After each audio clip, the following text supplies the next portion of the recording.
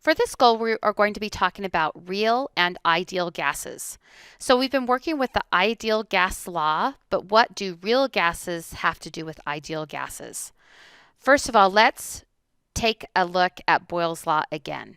So Boyle's law says that when you multiply the pressure times the volume, you get a certain constant, and that if you double the pressure, then you will half the volume.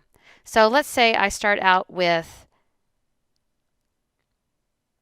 a volume of 20 and my constant therefore is 20. If I double the pressure and my volume therefore would get cut in half to 10. Let's go ahead and double the pressure again to 4 just to keep our math easy. So we would predict that we'd have a volume of 5 liters. Let's see what will happen if we take our pressure all the way up to 10.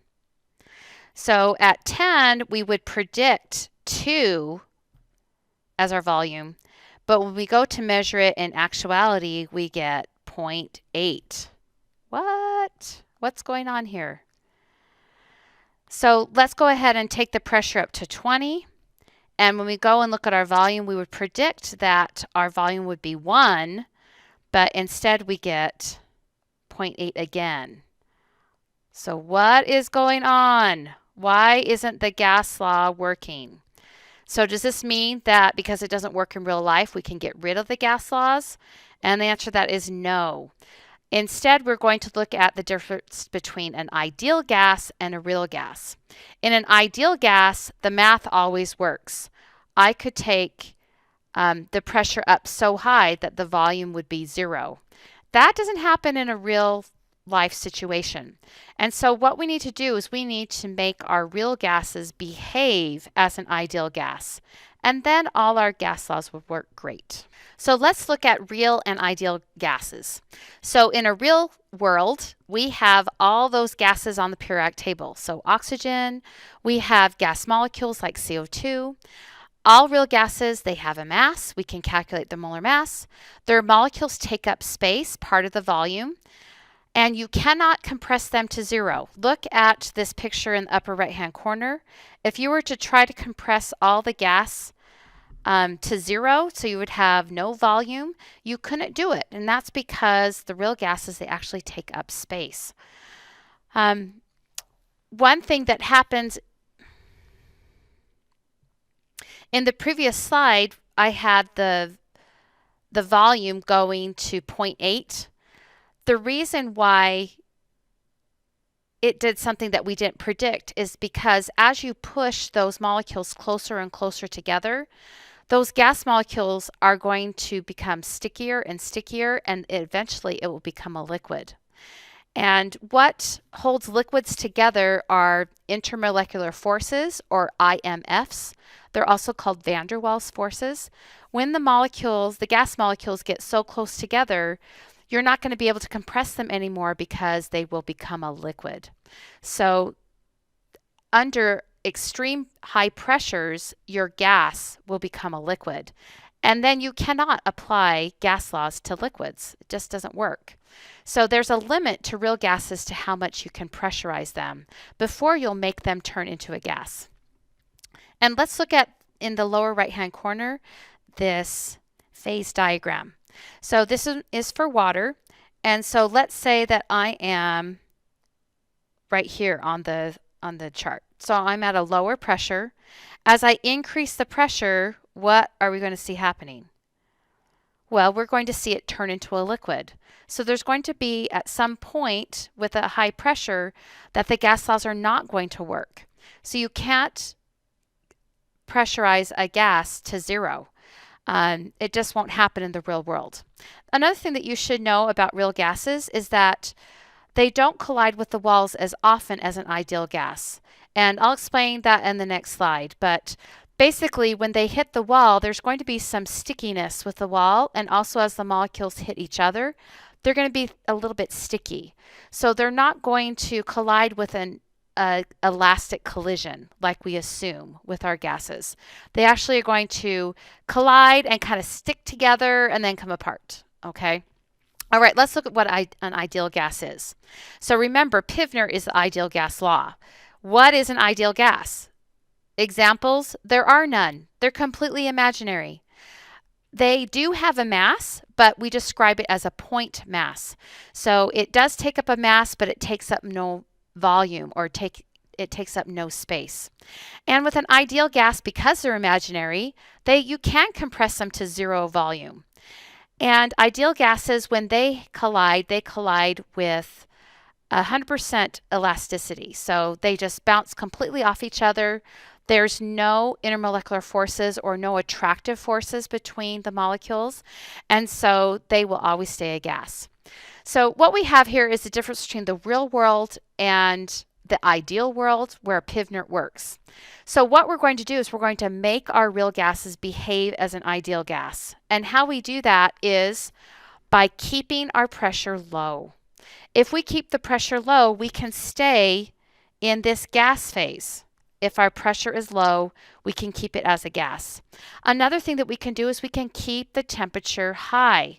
So if our temperature is high, then again, we'll stay in the gas phase. But as soon as you start to lower the temperature, you're going to make your gas change to a liquid and then a solid.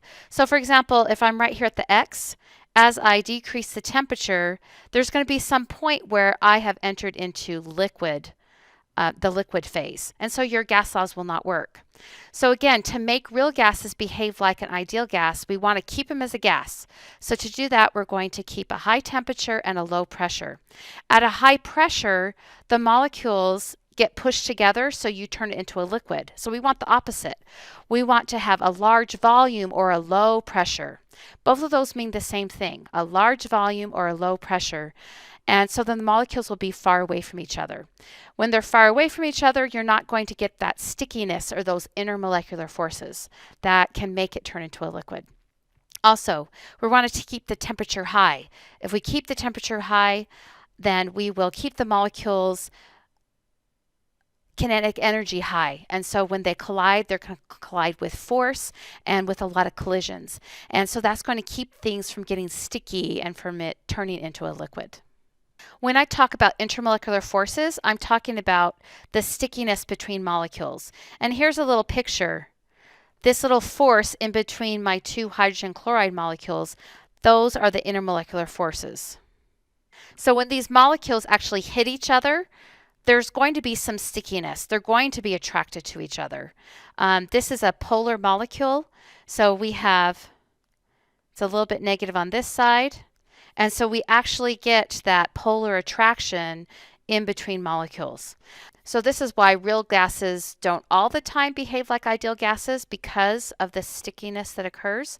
So again, to make real gases behave like ideal gases, you want to keep the pressure low and you want to keep the temperature high. That is very important. Please, please, please memorize that. Let's look at these real gases when we mess with the pressure. So this here is a diagram of some different gases with different molar masses. We see that when we have a really low pressure, then they behave ideally. So when we predict that we'll have 1 mole of gas, it does stay 1 mole of gas as long as our pressure is low.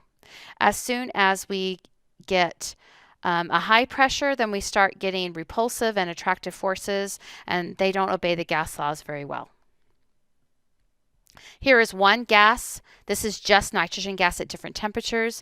You see that there's lots of variation here, but if you keep the pressure low, then it stays closer to behaving as an ideal gas. So here's a picture that's showing the collisions that occur with real gases. So when the molecules collide with the container, they actually collide a little bit slower than you think that they're going to. That's because its neighbors are pulling on it. So if you look at the green neighbors, they are pulling on that red molecule, and so they're keeping it from hitting the container with as much force or as much pressure as you would predict. So I describe this as that's the stickiness. So they kind of hang on to each other a little bit. So they collide actually less times than you think they're going to, and actually with not as much force. Polarity does have something to do with this. So if you have a molecule that is nonpolar, it's not going to be as sticky. It's going to behave more like an ideal gas. And also, the smaller the molecule, then the more ideally it will behave. So very, very large molecules and polar molecules, there's a lot of deviations from the ideal gas law. So I can give you a chart here and I can ask you which gas will behave most ideally. And you can see, so we can first determine that these right here, these ones are all nonpolar, and these guys right here are polar. We can also look at the size of the molecules. We can look at molar mass. I can just jot down some molar masses really quickly here. So we have molar mass here. This one's 16 grams per mole. This one's 44. This one would be 28. This one would be 17. And this last one here, a very, very large molecule, we get 64 grams per mole. Okay. We can compare the molar volume of these. And remember, ideal would be 22.4 is 1 mole at standard conditions. If you look at this, the smaller the molecule and also the more nonpolar it is, you're going to see that it behaves the most ideal. Right, starting at methane, methane is tetrahedral. It spreads out a little bit more than just those diatomic molecules. And our noble gas, helium, is just all by itself. These guys are diatomic. But you can see that your methane spreads out a little bit more, and because of that, you're going to have more stickiness or more intermolecular forces. Notice this last one, not only is it polar, but it also is very, very large. And so you can see it's going to deviate from that ideal behavior. In another unit, we're going to be talking about intermolecular forces. So we'll talk about London dispersion, dipole-dipole, and hydrogen bonding. But we see that if you have something that is hydrogen bonded, it's going to behave less ideally versus if you only had London dispersion. London dispersion is what you have with nonpolar molecules. Hydrogen bonding is what you have with, and dipole-dipole with polar molecules. All right, so if I gave you a question like this, you should be able to answer it. Which gas molecule would behave less ideally? So remember, less ideally, it would have to be large and it would have to be polar. So more ideally would be the opposite there. So if we look at this one's nonpolar, this is nonpolar. Oh, look, they're all nonpolar. Okay, so we're going to have to look at how large they are. So we're going to look at the molar mass. So let's just jot down molar masses of all these. So oxygen, 16 plus 16. Chlorine, 35.5 plus 35.5. So we get 71. Fluorine is 19 times 2, so 38. And then we have hydrogen, which is 1 times 2 is 2. Okay, so which is going to behave less ideally? Well, the number one choice there is going to be that chlorine. And that's because it's just so much larger than the other ones. These are all diatomic.